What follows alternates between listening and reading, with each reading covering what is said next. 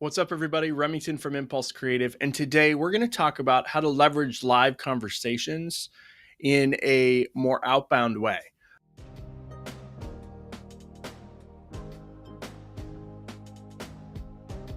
So you may have a lot of people coming through to your website. And one of the coolest things about Drift is you get to see the live view.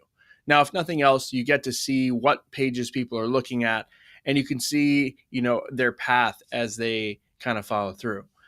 But being able to filter out high intent pages in your live view can be a really great way of leveraging some time using that live view, and also allows for you to start conversations on those high intent pages. Now, those conversations don't have to be triggered by a bot. Those conversations could be triggered by you or a sales rep that when someone is looking through those high intent pages.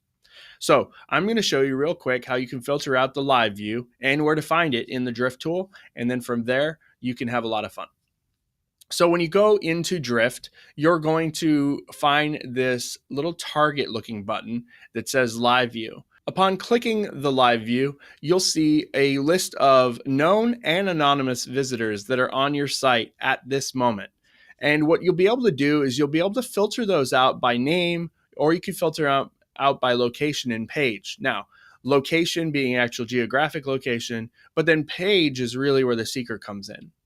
So when you dig in, you can start looking at certain pages. Now, for instance, we could say pricing page, or for the sake of argument here, we could say wayfinding growth. And as we start typing wayfinding, whatever is in the URL, you'll see that it filters out all of the users here. Now, Wayfinding Growth is our podcast. It's not as much of a high intent page as in your discussion, but if you had a specific page and you wanted to poll some visitors, asking them whether they saw your podcast, you could easily do that. And as you have this search going, it'll automatically populate matches that'll happen as people come onto your website.